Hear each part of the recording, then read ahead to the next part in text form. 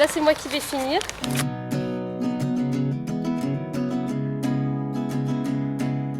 Bonjour à tous et bienvenue sur ma chaîne. Aujourd'hui on se retrouve pour une nouvelle vidéo jardiner avec les enfants. Nous allons voir comment planter des pommes de terre et des tomates de manière à ce que nos enfants puissent cultiver quelques légumes en pot. Alors vous pouvez commencer avec des enfants de 2 ans, vous allez voir dans la deuxième partie Loulou qui va nous planter ses petites tomates et ses petites pommes de terre à 2 ans. Donc à partir de cet âge-là, on peut démarrer. Cette vidéo s'est sortie d'un concours pour gagner le pot spécial tomate de la marque Hello. On en reparle en fin de vidéo. En attendant, on va attaquer. Alors en première partie, je vais vous donner des petits conseils et puis ensuite on file dehors pour la plantation avec Loulou. On commence par les tomates. Alors ça c'est un grand classique du balcon, on adore en cultiver dès qu'on a un petit bout d'extérieur et ça fonctionne très bien en pot. Je vous recommande pour ça de choisir des tomates cerises. Alors après la variété c'est comme vous préférez, mais en tout cas la tomate cerise c'est quand même ce qui marche le mieux en pot. Les tomates cerises fonctionnent donc très bien en pot, notamment quand on a un pot à réserve d'eau. J'ai fait l'expérience plusieurs années de suite en fait. Quand on a un pot à réserve d'eau, vraiment je trouve que ça facilite grandement la culture des tomates cerises. Alors si vous n'avez qu'un pot normal, ce n'est pas grave, hein, vous pouvez largement l'utiliser. En tout cas moi là cette année j'expérimente celui-ci, c'est une nouveauté de chez Hello qui a donc une grande réserve d'eau. On vient enclencher le pot sur sa réserve d'eau et le vrai petit plus c'est ensuite qu'il a un système de tutorage intégré. Je vais le monter et puis je vous montre ça.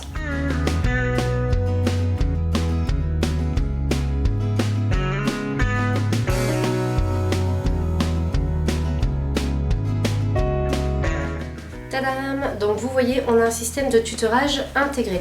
Alors, vous vous demandez peut-être si c'est utile, si vous n'avez jamais cultivé la tomate cerise, il est quasiment indispensable de la tutorer, sinon les branches en fait elles tombent. Alors, on peut aussi la cultiver avec les branches qui tombent. Je l'ai déjà fait 2 fois, une fois par hasard tout simplement, et l'an dernier je l'ai fait exprès, ça fonctionne, j'ai eu des tomates, mais par contre ça prend une place incroyable puisque le pied tombe du pot et alors là on a une masse mais juste incroyable, ça prend une place folle sur le balcon. Donc moi je vous conseille vraiment le fait de tutorer, ça fonctionne très bien, le pied de tomate prend mieux le soleil aussi, donc c'est pas plus mal pour les enfants, franchement c'est autant les faire débuter comme ça le plus facilement possible. Donc là on a de quoi faire, vous voyez il y a de la hauteur, donc aucun souci, on peut y aller. Au niveau de la météo, ne plantez pas vos tomates trop tôt. En général, quand arrive la fin du mois de mai, c'est le bon moment. On est sûr qu'il ne fera pas trop froid. Après, tout dépend quel temps fait-il chez vous, suivant où est-ce que vous êtes sur le globe et suivant la météo de l'année. Et puis, vous pouvez aussi les planter quand il fait encore un petit peu trop frais, mais que vous pouvez les protéger, notamment pour la nuit. Autre chose à savoir dont je vais vous parler tout de suite, c'est le substrat, c'est-à-dire le terreau. Alors, les tomates sont gourmandes. Pour produire de beaux fruits en nombre, il leur faut vraiment de quoi se nourrir. Donc, il vous faut un terreau pour plantes potagères, ça vraiment je vous le recommande plutôt que le terreau universel. Il vous faut un bon terreau pour plantes potagères ou un terreau pour carré potager auquel de préférence vous allez ajouter quelque chose. Dans l'idéal ça va être du compost, mais si vous n'en avez pas ça peut être de l'amendement organique. Si vous vous inquiétez du côté naturel de ces produits, choisissez toujours des produits utilisables en agriculture biologique, mais en général on ne trouve à peu près que ça maintenant. J'ai remarqué en jardinerie on trouve ça très facilement. En tout cas un petit plus que vous pouvez faire c'est planter quelque chose au pied de votre pied de tomate. Ça va être soit un pied d'œillet d'Inde qui devrait éloigner les pucerons, soit un pied de basilic qui va se plaire au pied de la tomate et donc qui va bien pousser. Ces deux-là fonctionnent très bien ensemble. On passe aux explications pour les pommes de terre et là on se trouve avec un pot très intéressant, très ludique puisqu'il se soulève. C'est-à-dire qu'une fois que la pomme de terre est plantée, qu'elle a commencé à produire, on peut soulever le pot pour voir l'avancement et aussi pour récolter. Donc là franchement c'est le top.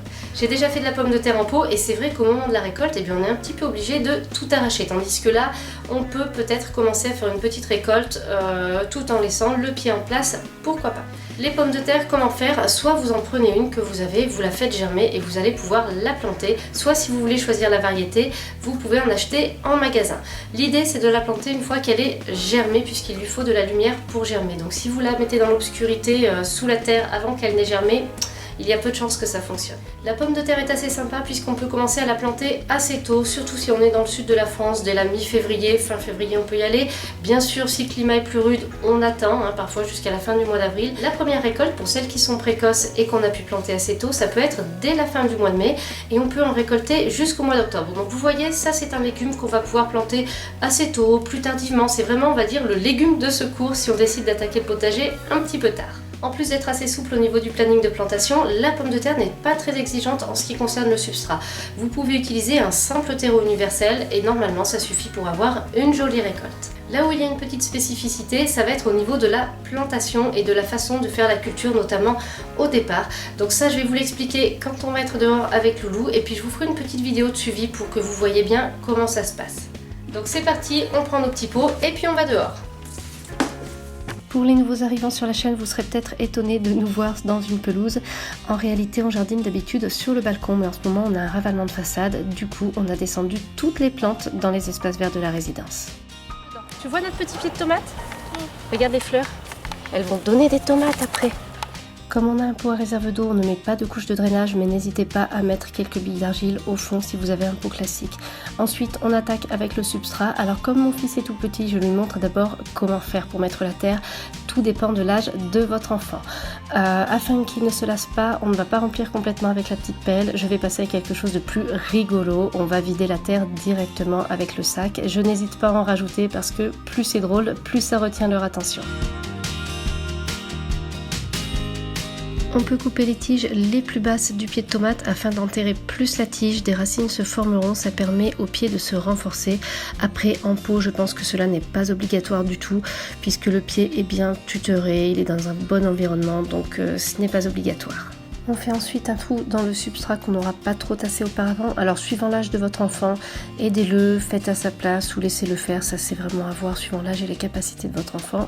On vient placer la motte dans le trou et ensuite on va combler avec du substrat et on va finir le surfaçage avec du substrat.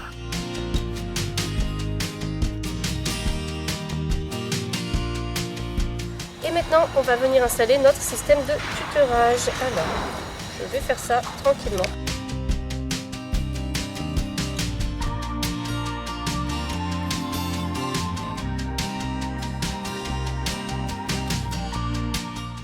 Et voilà, notre petit pied de tomate est pas mal. Donc je vais faire un petit paillis au pied. Oh non, là. Tu viens mettre le paillis? Oui, encore. Tout. On va en mettre partout, ouais. Sur toute la terre. Tout. Oui, partout. Dans les trous-trous. Toi, t'aimes bien mettre dans les trous-trous. Encore. On termine toujours le rempotage d'un pied de tomate par un bon arrosage. Alors là, c'est un mini arrosage. N'hésitez pas à ajouter bien plus d'eau. Regarde à quoi ça ressemble déjà. Pommes de terre. Donc, on va les planter. Ok? Voilà. Regarde, c'est un petit pot qui est rigolo. Il se soulève. Alors, je commence par une petite couche de drainage. Je ne suis pas sûre qu'elle soit nécessaire, mais j'assure mes arrières. Et ensuite, je viens mettre une dizaine de centimètres de terreau sur lesquels je vais placer ma pomme de terre. Une seule pomme de terre par pot, cela suffit amplement, même si Loulou n'est pas tout à fait d'accord.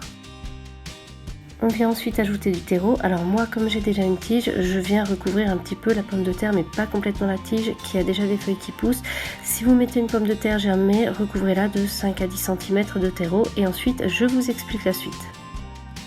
Donc ce qu'on fait, c'est qu'on va laisser la tige pousser et quand elle sera un peu plus grande, là on va venir rajouter de la terre. En fait, ça va correspondre à ce qu'on fait un petit peu au jardin qui consiste à buter les pommes de terre. Vous voyez, j'ai par exemple, là j'ai un schéma, pour vous expliquer un petit peu plus, j'ai un schéma sur le sachet, ça tombe bien. Voilà. Donc ça permet d'imiter un petit peu la culture qu'on fait en jardin. Après, si vous voulez faire plus simple, vous pouvez aussi remplir votre pot de terreau, mettre votre pomme de terre à 10 cm sous la surface et la laisser pousser comme ça. C'est comme ça que j'avais fait la première fois que j'en avais fait. En fait, j'avais fait par hasard. C'était une expérience que j'avais fait il y a très longtemps. Ça fonctionne aussi. Là, le fait d'imiter cette culture qu'on a en jardin permet d'avoir un pied de meilleure qualité, une meilleure production, etc. Surtout, n'oubliez pas, on met une seule pomme de terre dans le pot. C'est largement suffisant. Ouais, super mon cœur. Oui, de l'eau pour les pommes de terre, c'est bien.